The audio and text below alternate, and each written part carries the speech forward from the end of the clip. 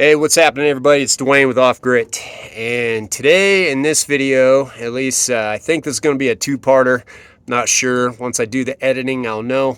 But more than likely, it's a two-part video. But I'm going to be building a pergola, and not just any normal pergola. I'm going to be using recycled pallet rack parts. And, if you don't know what a pallet rack is, if you just go to Home Depot or Lowe's or any kind of big warehouse, you'll see those big steel racks, and that's what they put, all their stuff on, especially in the construction section and things like that. Basically, pallet racks hold pallets full of stuff, and the cross beams that go across there are used to support the weight.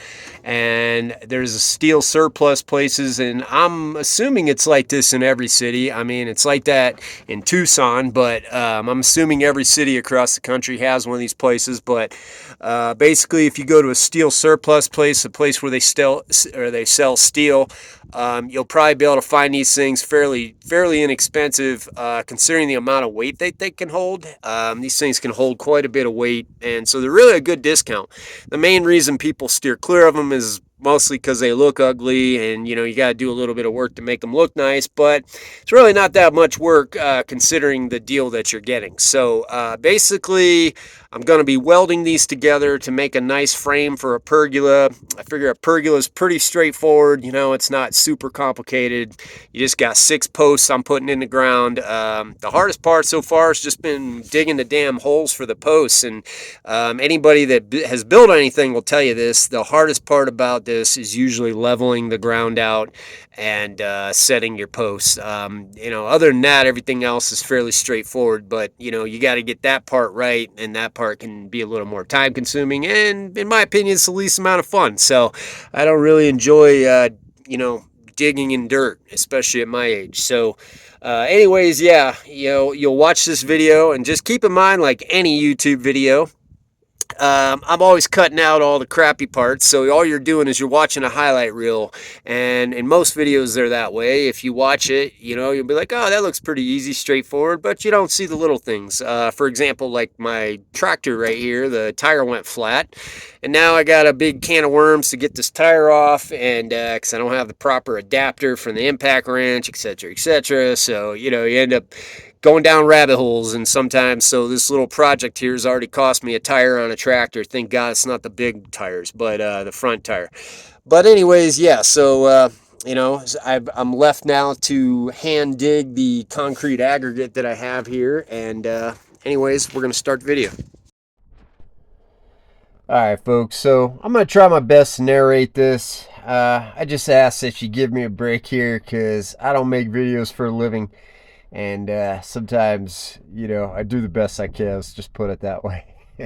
So, like every project, it starts off with you having an idea and saying, you know what, let's do XYZ. And the first thing you do is usually go online, you go to Amazon, and you look at something and you consider buying it. So with the pergola, I mean, there's thousands of pergolas out there, and we decided, hey, you know what? Initially, we were going to buy one, but because I have entered the matrix of DIYing and building things myself, once you go into that matrix, you can't unsee things. And so what happens is you look at anything that is built pre-made, and you usually will decide to not buy it because you'll see the flaws in it. And, for example, I live in a high desert. It's about 4,200 foot elevation here, and it's flat, so we get really gusty winds. In fact, in this picture you can see right here. So really, when I started looking at these pergolas, I just realized, I said, I don't want to have to shell out all this money to build one of these things or put it together, and then for a big windstorm or a monsoon to come and just blow it down. So decided to DIY it. So anyways, you can see here I used the tractor to clear out the spot, and what I'm doing here is I'm just simply marking off where the posts are going to be. I did all this in my head, so I just kind of do it as I go here. And I have some angle iron, and I'm just using it to kind of have like a straight edge here, because the size of this is going to be approximately 16 foot by 12 foot. I'm using a method here to square the corners. This is the 3-4-5 method, and basically I had to look this up, but this is called a scalene triangle, and it's not, I don't remember geometry, but basically none of the sides are equal on this, and you do 3 foot, 4 foot on the right angle corners. So you got 3 foot by 4 foot, and then the diagonal going across should be 5 foot. And if that is not 5 feet, then that means that you are not square on your corners there, and you don't have a 90-degree angle, which means you have to adjust it. So I'm using this method instead of tying the strings off on the stakes and doing the Pythagorean theorem method. So this is just a different method. I just decided I'd try it this time, and it works pretty well, but I could see the flaws in this, where if you're doing a bigger surface area, I would rather do the other method. So here you can see here, now I got my string lines up, and it's important to have these string lines because they will come into play later. You're going to be your reference points for everything, and you can see here I got a handful of screws. And what I do with these handful of screws, because I have like just coffee containers full of old screws and stuff, so I use them for projects like this, and basically just hammer them into the ground at all the center points on where I want my holes. Now comes the not so fun part, and that part is the digging of the holes. I really hate doing this stuff. So basically the way I'm doing this is there's a lot of ways you could do this, folks, and this is just one method. There's reasons I'm doing it this way, which I'll describe here as I go.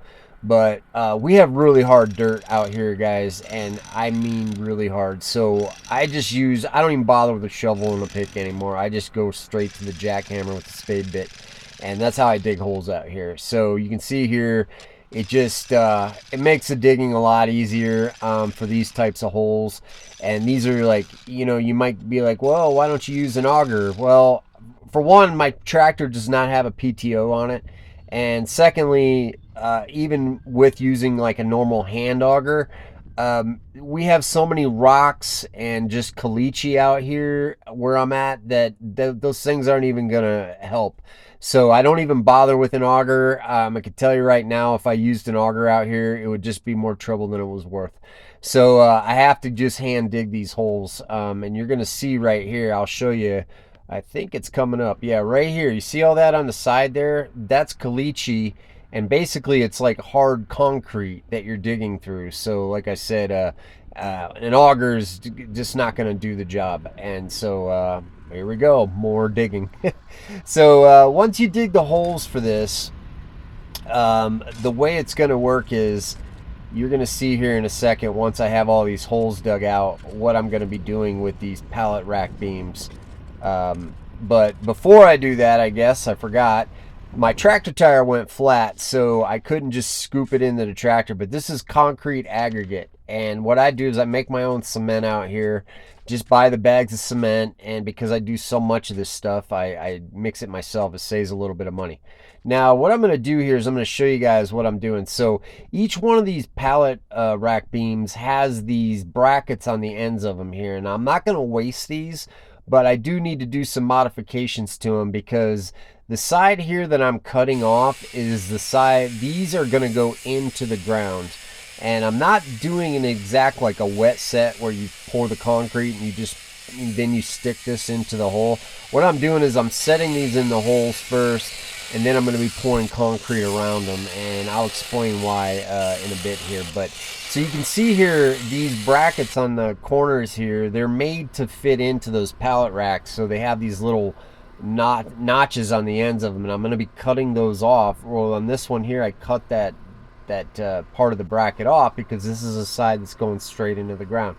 Now what I'll be doing is I'm putting a elastomeric caulking on the ends of these to plug up all of these holes, because what I want to make sure that I do here is I don't want these to corrode. And so those pieces that I cut off, you can see here, I'm trying to keep up with the video here, but I cut those off because what I wanted to do is I want to weld those onto the corners or onto the sides of these braces, because when I put these into the ground, I want something to be able to anchor into the concrete. So it's kind of like anchor bolts, but basically just gives it a little more stability. So what I'm doing is, instead of wasting those pieces I just cut off, I chop them in half, and then on each side of these pallet rack beams, I decided to just weld those brackets onto these things, and that will give these a little more to grab onto once I pour the concrete in there, if that makes sense.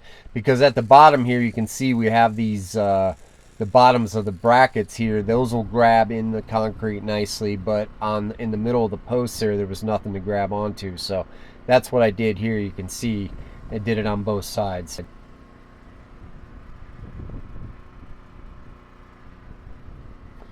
Alright, so you can see here I have all these holes at the bottoms of these things plugged up, and I'm putting on this galvanized coating here on these posts because they're going to be set into the ground and there's going to be concrete around them, and I don't want these things getting corroded, so that's what I'm putting this stuff on here. And pretty sure my wife's asked me to do something here. Obviously, I don't even remember this part of the video, but apparently it was time to go do whatever it was I said I was going to do. And so yeah, I skip ahead here. You can see I put that galvanized coating on here, and stuff's not cheap, so I will tell you that it costs about 15 bucks to do these little sections on these posts here. But here I'm just showing you my truck all set up. I've said it before and I'll say it again. If you can get a utility truck, an old utility truck, they're great on homesteads. So anyways, so now comes the tricky part. And once I have these posts ready to go, what I'm going to be doing here is I'm going to be using this digital angle finder to try to level these posts as best as possible. You know, I basically want to keep them as straight as I can, obviously.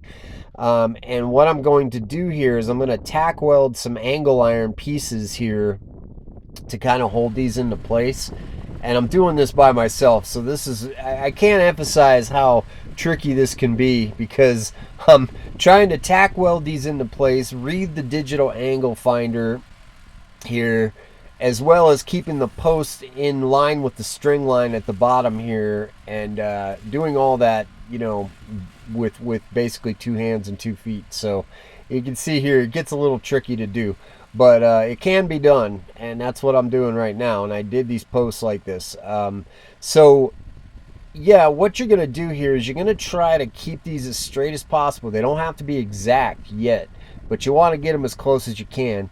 And then once you tack these into place, these when I say tack, I'm tack welding these braces on here. If you're using wood, you could just clamp them on, but this is the advantage of welding here, is that if you tack them into place with the welder, they're not going to go anywhere, and you don't have to worry about trying to clamp them, you know, and hold it in place, especially if you're DIYing this by yourself. So yeah, once I get it set up to where I want it, then I'm going to tack these into place like that. And then what I'm going to do is take some metal concrete stakes, you know, that you use for forms, and I'm going to pound those into the ground at the base of these braces. And before I actually do anything else, then what we're going to do is you're going to have I actually have my son help me do this next part. I don't even have it on the video, but basically what he would do is he would stand there and read the digital readout on that angle finder, and once we had them locked into place, I took a clamp at the base of these and clamped it to the concrete posts. That way these posts aren't going to move once I start pouring concrete, if that makes sense. So once it's done, I'll show you. There it is. Now this is before I put those concrete posts at the base of these things, but once those are in, then it's time to pour concrete. And I think this is going to be a good place to leave off, because there's still a lot left to this thing.